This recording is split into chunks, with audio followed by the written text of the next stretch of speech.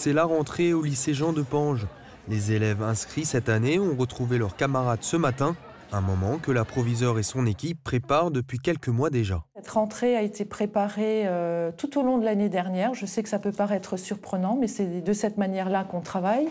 Au mois de janvier, par exemple, nous avons notre dotation en heures, élèves et professeurs. Et ensuite, il y a toute une série d'étapes qui déclinent et préparent cette rentrée. L'essentiel étant au mois de juin avec l'élaboration des emplois du temps, professeurs et élèves. Pour cette nouvelle année scolaire, le lycée prévoit de réaliser un grand nombre de projets, mais 2 nouvelles initiatives viennent faire leur première apparition au sein de l'établissement. C'est le dispositif Tremplin Santé qu'un professeur de SVT, Sciences et Vie de la Terre, et d'allemand ont souhaité mettre en place pour les élèves de classe de terminale. Et les élèves seront préparés, si vous voulez, au post-bac, c'est-à-dire à rédiger par exemple une lettre de motivation en allemand pour pouvoir rencontrer un médecin et échanger sur le métier, qu'est-ce que le métier dans son entièreté. Le deuxième dispositif, il s'appelle Pré-Boussole.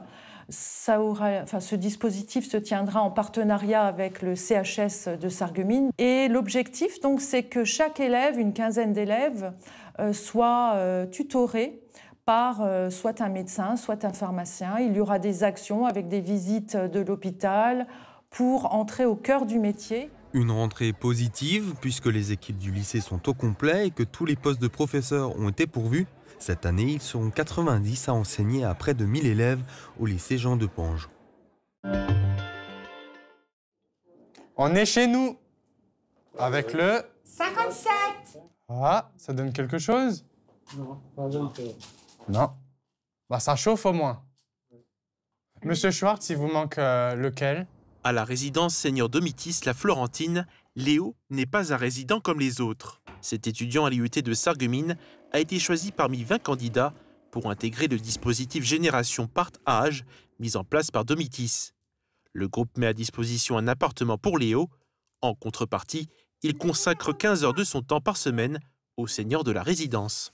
Il faut savoir que depuis tout petit, j'ai toujours été avec des personnes âgées, que ce soit mes parents, mes grands-parents et mes arrière-grands-parents. En fait, c'est un cocon familial où je jouais avec eux, ils me racontaient leurs anecdotes, leur histoire, et ça me faisait du bien de partager du temps avec eux, mais également de leur faire connaître le monde d'aujourd'hui, les tendances, les réseaux, ce qui parfois finalement ne connaissent pas tellement. Le but du dispositif est de développer les échanges intergénérationnels. L'équipe de la résidence a préparé la venue de Léo. Tout le monde connaissait déjà son nom avant son arrivée.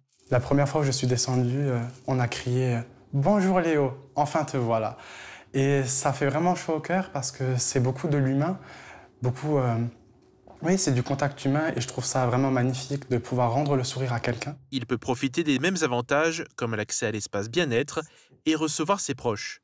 Léo est lié par un CDD à temps partiel avec Domitis.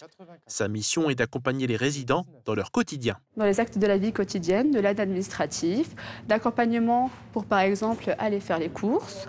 Initialement, prévoir justement des animations, des ateliers créatifs, de la peinture, de la poterie, de l'accompagnement durant les soirées, en proposant par exemple des soirées tisanes et échanger avec les résidents. Le jeune étudiant a débuté il y a 1 mois. Lors des animations, il est sous la supervision de l'animatrice coordinatrice et il est déjà très apprécié. Ah, super. Super, avec tous les autres, c'est bien. Ah, c'est agréable. Plus qu'un travail, c'est une passion pour le jeune Sarregueminois. Il sera présent aux côtés des résidents pendant 1 an, le temps de ses études. Bravo!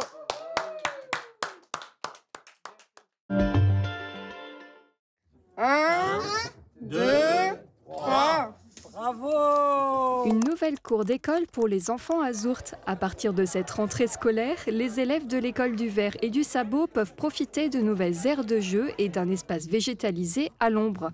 Des récupérateurs d'eau ont également été installés aux 4 coins de l'école. Un projet porté par la commune de Zourthe et inauguré ce week-end. Alors, ce qui a été fait, c'est la pergola, effectivement, qui va permettre de faire l'école du dehors. Un tableau va encore être installé. Des brises-soleil aussi, puisque nos salles de classe sont orientées plein sud. Des espaces de repos, des tentes, des récupérateurs d'eau, des jardinières pédagogiques. De quoi rendre les enfants acteurs de leur cours et de leur école. Et une demande de toute l'équipe, déjà pour tout ce qui concerne la chaleur. Avec le réchauffement climatique, c'est très problématique quand mai, juin arrivait. Puis après, il nous fallait de l'occupation. C'était très attendu et je pense que les enfants vont beaucoup apprécier. Et ce n'est pas la seule inauguration du jour. De nouveaux panneaux retraçant l'histoire de Zourthe ont également été inaugurés. Ils ont été placés symboliquement sur ce nouveau carrefour sécurisé qui mène vers le musée du Sabot. J'ai voulu y apporter cette touche artistique tout de même, avec ce panneau en verre qui illustre toute l'histoire de Zourthe, de sa création en 1629 à nos jours, avec son auteur François Abel, qui est bien connu ici, illustrateur originaire de Goetzenbrück. Donc la symbolique, c'est le verre, parce qu'ici, on est dans le pays du verre et du cristal, et le bois, parce que Zourthe, c'est le village des sabotiers. Enfin, tout l'éclairage public de la commune a été renouvelé avec la pose d'ampoules LED. Exemple ici, rue du Neudorf. Pour ces différents projets, la commune a pu bénéficier d'un appui de l'État, de la région et du département. Coût d'investissement pour les aménagements sur la nouvelle cour d'école, environ 216 000 € hors taxes, subventionnés à hauteur de 80% par l'État et l'agence de l'eau Rhin-Meuse. La commune réfléchit désormais à sécuriser les abords de l'école primaire. Bonjour et bienvenue pour cette nouvelle chronique consacrée au dernier conseil municipal de la ville de Bitche. Et le débat était vif sur un des points qui concernait la 15e édition des couleurs de l'effroi à la Citadelle. Le point a été l'attribution du marché pour concevoir cette nouvelle édition. Deux potentiels prestataires se sont démarqués lors de la consultation qui a été lancée le 4 juin dernier.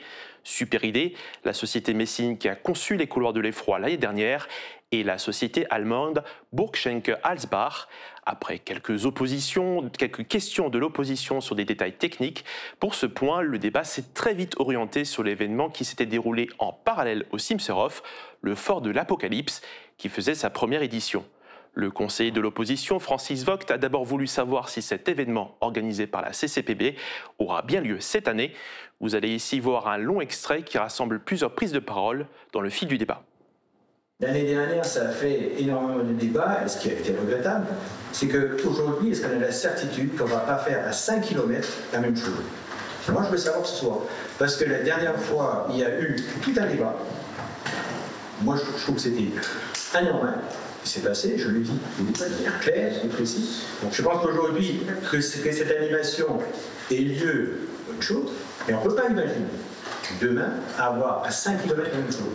C'est faire de la concurrence sur un territoire qui est le territoire de Bitche, avec la même prestation, qui est rien qui tire dans les pages. Personnellement, je suis favorable au projet, parce qu'il participe évidemment à la renommée de la citadelle et de la ville, parce qu'il attire du monde, et parce qu'il a été pendant quelques années, si j'ai bien compris, excédentaire. En 2024, c'est l'année dernière, c'était déficitaire. C'était déficitaire de combien? 60 000. 60 000. J'arrondis. D'accord. L'année dernière, quant à la forme, nous n'avons réussi qu'à être extrêmement frileux quant à la riposte à avoir par rapport à une organisation parallèle concurrente pour la défense des intérêts financiers de la ville. Je déplore voilà, que la Comcom décide de faire un événement et qu'elle ne veut pas s'associer, par exemple, elle pourrait très bien s'associer à l'événement Bitche. Mais bon, voilà, c'est pas de notre ressort. Ici, si la communauté de communes décide quelque chose, c'est la communauté de communes qui décidera. Nous, on est là pour regarder les finances de la ville, ce que cet événement peut amener. J'ai entièrement confiance cette année dans la réussite de cet événement, dans le bénéfice qu'il peut nous amener. La Comcom et l'Interco, mais non, vous ne l'avez pas visiblement. L'Interco, elle fait ce qu'elle veut, la ville de Bitche, elle fait ce qu'elle veut. Il y a un principe. On peut tous et on déplore tous autour de la table ce qui est arrivé. Mais on le déplore tous. Alors si vous considérez que, parce que pour dire les choses très clairement, puisque je comprends que j'ai été frileux et que le recours ne sert à rien, ben demain matin je vais retirer mon recours. Moi, je vais... Si, parce que moi, mon recours... Mais si, puisque vous considérez... En fait, il y a un type qui se mouille, il y a un type qui se met en affrontement avec son président, et je ne veux pas que ce débat s'ouvre ici sur l'interco, parce qu'ici, ici, c'est le giron communal, il y a une manifestation, et j'ai souhaité que ce soir, ce soit la délibération sur la manifestation de la ville de Bitche. Je n'imagine à aucun moment, je n'imagine à aucun moment que la ville de Bitche ne tienne pas cette manifestation et qu'elle baisse les bras. Le principe est que, actuellement, je suis désolé, tout le monde dit on ne sait pas si ça va se passer. Je suis désolé, il y a des publications qui se font comprendre que ça va se faire. Et effectivement, l'événement du Fort de l'Apocalypse a bien été annoncé, notamment sur le site de l'Office de tourisme du Pays de Bitche. Alors un vote à bulletin secret a été demandé et effectué pour cette attribution de marché. Sur 18 voix qui se sont exprimées, 13 ont voté pour, 4 contre et un nul. Le marché a donc été attribué à la société allemande pour un montant total, toutes taxes comprises, de 102 559,43 € contre l'offre de Superité qui était de 204 000 €. Alors l'entrée sera annoncée aux alentours de 20 €. Le prestataire sera dans 16 des 20 salles mises à disposition à la Citadelle. Et pour atteindre l'équilibre concernant le financement, l'événement devra attirer au moins 6 698 visiteurs. Les couloirs de l'effroi auront lieu les 24, 25, 26 et 31 octobre et le 1er novembre. Et moi je vous dis à très bientôt pour une nouvelle chronique.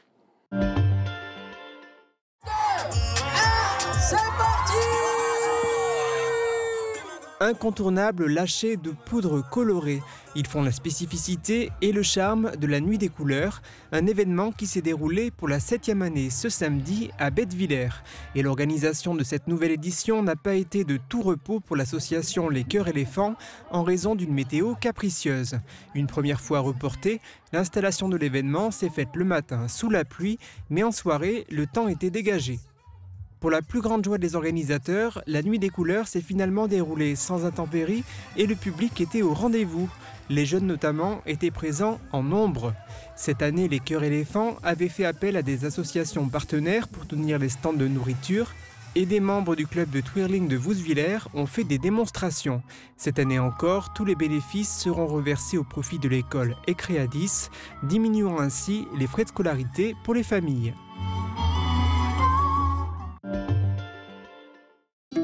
Couverture, crépissage, peinture et isolation. Avec Modern Habitat, votre maison sera belle et confortable par tous les temps. Radio Studio 1, 105.8, la radio qui pulse entre Bitche et Sarreguemines.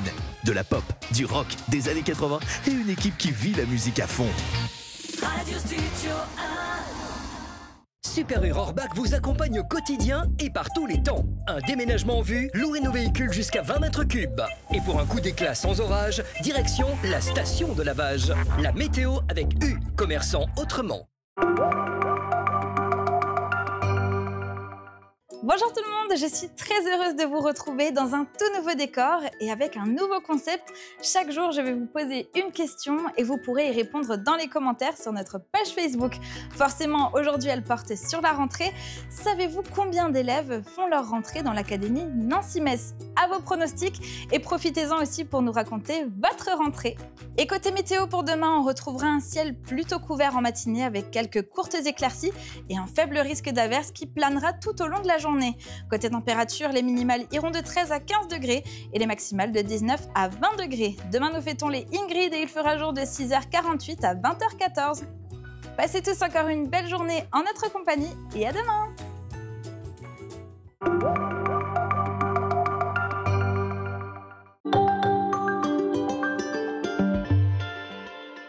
L'association Atout Danse vous propose une initiation à la danse de salon. Démarrage des cours pour débutants le mercredi 17 septembre à 20h au FSE de Roth. Pas d'inscription nécessaire, le premier cours est gratuit et sans engagement. À Eschwiller, au cœur du pays de Bitche, découvrez l'Auberge du Moulin. Profitez d'une terrasse au bord de l'eau dans un cadre paisible et authentique. Savourez une cuisine maison sublimée par une carte généreuse et des produits frais du terroir. Et pour prolonger l'expérience, nos chambres cosy vous accueillent le temps d'une nuit paisible à la campagne. L'Auberge du Moulin, nature, terroir et convivialité. Le CFA BTP Moselle est à Sarreguemines, avec 7 formations accessibles en apprentissage et en formation continue dans les domaines métier du plâtre et de l'isolation, carreleur et mosaïste, peintre applicateur de revêtement, génie climatique, maçonnerie et maintenance des bâtiments. Inscription ouverte toute l'année par téléphone au 03 87 63 71 08.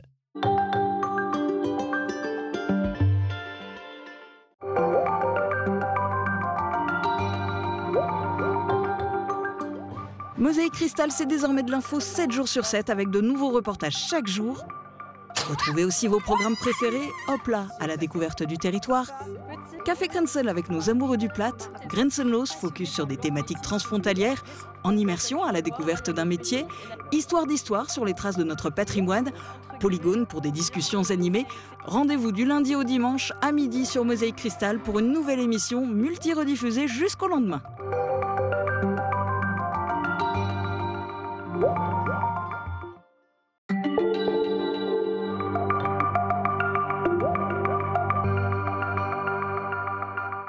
Bonjour à tous.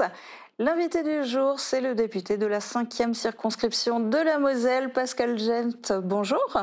Bonjour Mme Bitran. Alors ça fait un peu plus d'1 an que vous avez été élu, ça fera 14 mois dimanche. On va parler évidemment de cette année intense, essayer de dresser un petit peu le bilan, mais on va aussi parler de la rentrée politique encore plus intense. Votre parti, le Rassemblement national, appelle ses députés à ne pas accorder leur confiance au gouvernement le 8 septembre prochain, lors du vote de confiance qui est déclenché par l'article 49.1 auquel va recourir le Premier ministre François Bayrou. Vous ne serez pas dissident, vous allez suivre les consignes de votre parti? Oui, absolument. D'ailleurs, a priori, je n'aurais pas eu besoin d'avoir des consignes puisque je pense que ce choix me semble évident pour moi comme pour l'ensemble ou la grande majorité des concitoyens, notamment dans la circonscription mais partout ailleurs en France. Je pense qu'il est temps, il est grand temps que M. Bayrou retourne à d'autres affaires. Et pour vous, quelles sont les solutions pour diminuer la dette? Des solutions, il y en a plein, puisque je pense que les Français l'ont entendu. Marine Le Pen a notamment, fin juillet, envoyé un courrier avec un grand nombre de propositions ou de contre-propositions au Premier ministre pour réduire l'endettement du pays. Mais on sait que aujourd'hui, le plus gros de la dette, c'est les frais de fonctionnement. Donc il faut réduire les coûts de notre État. Et en fait, bien sûr qu'il y a l'immigration, bien sûr qu'il y a les fraudes sociales, il y a beaucoup de pistes pour diminuer notre dette, mais le mastodonte qu'est devenu l'État est la première charge aujourd'hui qui fait évoluer cette dette. Comment est-ce que vous interprétez le choix de François Bayrou de recourir au 49.1 ? Alors là, je vous avoue que je ne sais pas si on peut se mettre à sa place. Moi personnellement, je n'arrive pas à comprendre. C'est une surprise absolue. Il savait que pour le 22-23 septembre, il y aurait une motion de censure. Quand on connaît la Constitution, on sait qu'il faut une majorité absolue pour voter une motion de censure. Il y en a déjà eu plusieurs qui ne sont pas passées. On sait que c'est difficile, alors que ce vote de confiance est à la majorité relative. Donc, à la seconde même où il annonce le choix de recourir au vote de confiance, il sait qu'il part. Donc il a surpris tout le monde, je crois qu'il a surpris son entourage, mais il a surpris, sauf le président de la République, bien sûr, qui était au courant, puisqu'il avait déjà signé le décret pour reprendre cette session extraordinaire le 8 septembre, mais je pense qu'il a surpris son monde, et moi je ne me l'explique pas, sinon qu'il voulait partir. Il lui dit, quelque part, que si les députés ne lui accordent pas leur confiance, à lui et à son gouvernement, ça va plonger la France dans le chaos. Je pense que la France est déjà dans le chaos. Regardez autour de vous, qu'est-ce qui fonctionne? On est en déficit partout, que ce soit les déficits... même au niveau sécuritaire, au niveau de l'éducation nationale, au niveau de la santé, au niveau du commerce extérieur, qu'est-ce qui fonctionne? En fait, on est recordman du monde de la pression fiscale et on a l'impression que tous les ministères s'effondrent.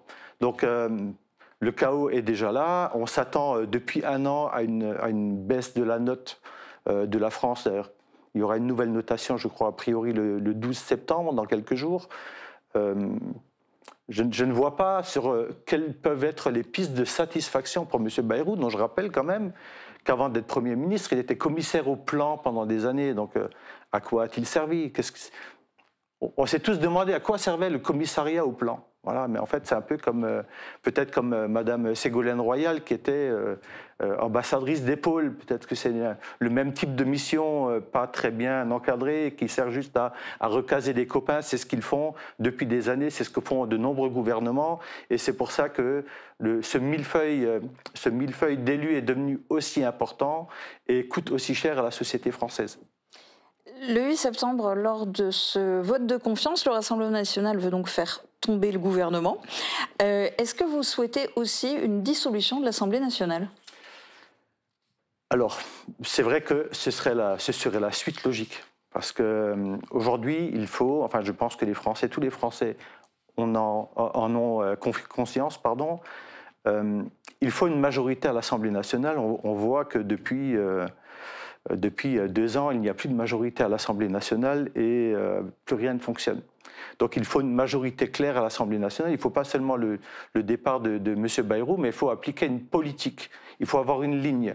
Et pour que cette ligne puisse être appliquée, pour que les lois puissent être votées, il faut que nous ayons une majorité à l'Assemblée nationale. Donc dans la situation d'aujourd'hui, pas grand-chose est possible, il ne faut pas se voiler la face, tout le monde en a conscience. Donc je pense que la seule voie qui s'offre à nous, c'est effectivement une nouvelle législative. Je pense que le président de la République serait probablement bien inspiré de dissoudre l'Assemblée nationale rapidement. Ou alors, si vraiment M. Macron aime son pays, comme il le dit, il se rend bien compte qu'aujourd'hui, une majorité de Français souhaite un vrai changement. Alors moi, je ne dirais pas au président de la République qu'il doit démissionner, mais il devrait y réfléchir. Voilà, il devrait y réfléchir. Si Emmanuel Macron procédait à une nouvelle dissolution de l'Assemblée nationale, vous seriez à nouveau candidat? Absolument. Pourquoi pas? Alors dites-nous un petit peu quel est le bilan que vous dressez, vous, de vos 14 mois? Ben écoutez, je crois que vous l'avez dit en propos liminaire tout à l'heure. Déjà, le mot qui reviendra absolument, c'est intense. Donc j'ai vécu vraiment 14 mois, mais j'ai déjà eu l'occasion de le dire ici début d'année, une extraordinaire aventure humaine. Voilà, parce que moi j'aime le contact avec les gens et je pense que les habitants de la circonscription s'en rendent compte. Et dans ma mentalité, quand on est élu à un poste, on fait le travail. Voilà, donc j'ai mis de côté tout le reste pour me consacrer pleinement au mandat de député et au service de tous. De tous ceux, de toutes celles qui souhaitent, toutes celles qui souhaitent me rencontrer, me rencontrent.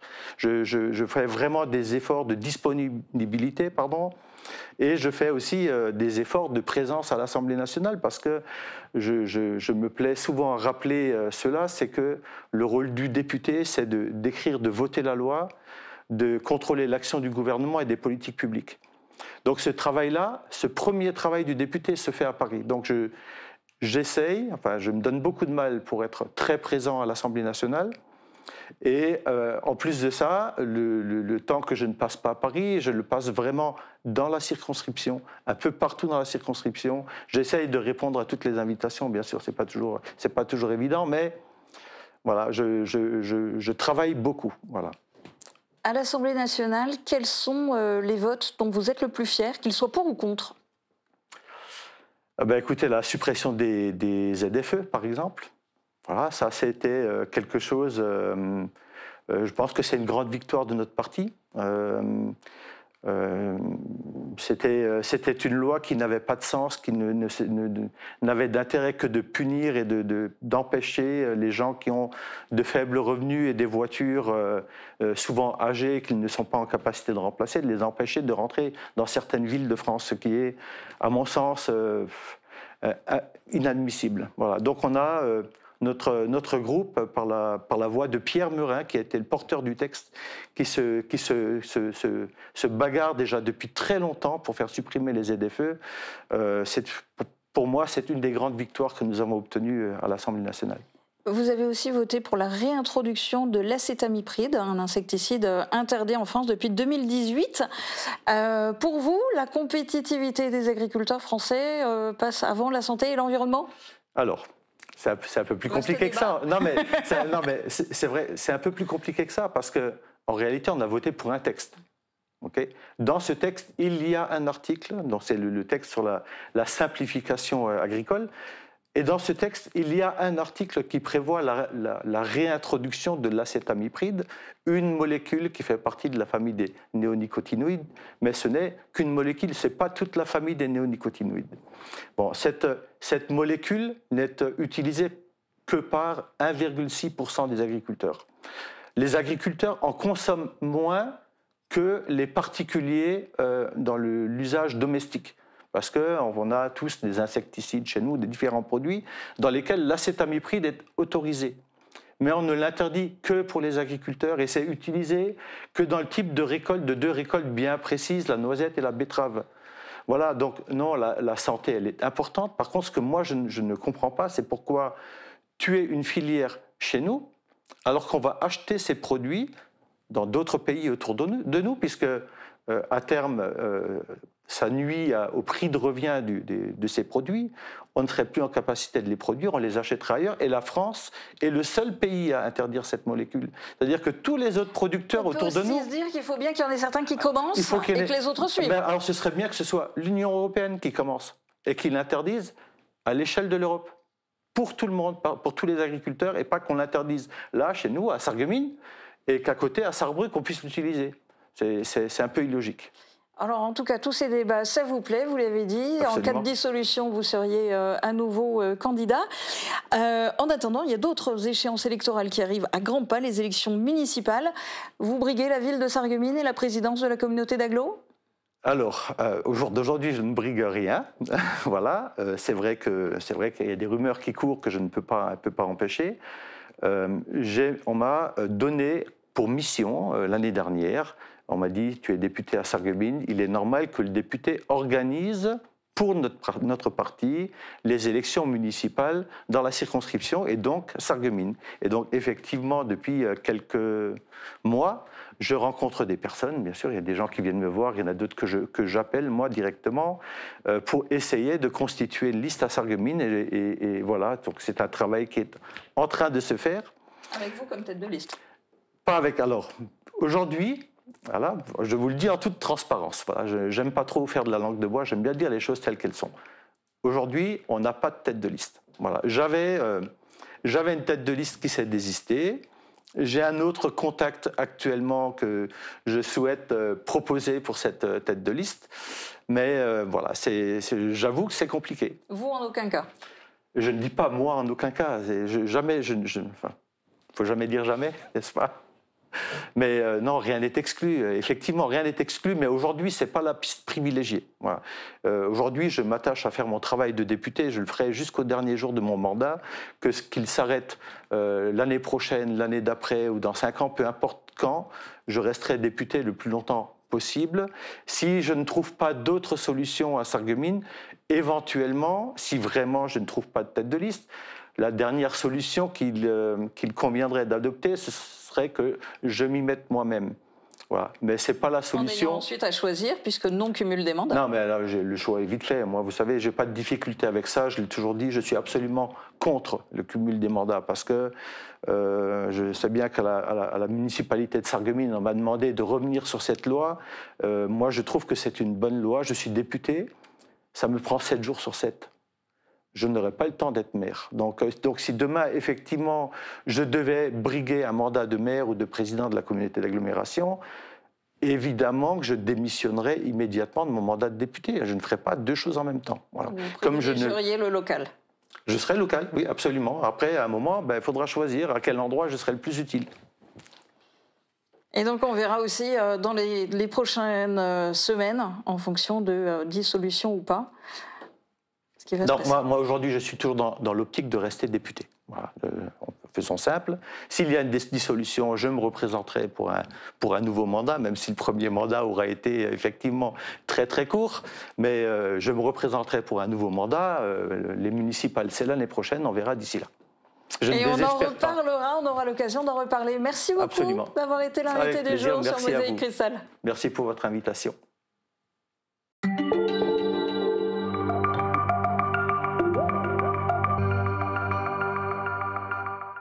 Bienvenue dans l'Actu Sport. Chaque lundi, Mosaïque Cristal fait le tour des résultats et de l'actualité des clubs de l'arrondissement.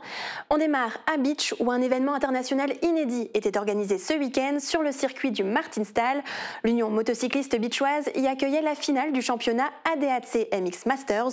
Reportage au plus près des pilotes réalisé par Camille Henriot. Virage serré à pleine vitesse et des bosses en rafale.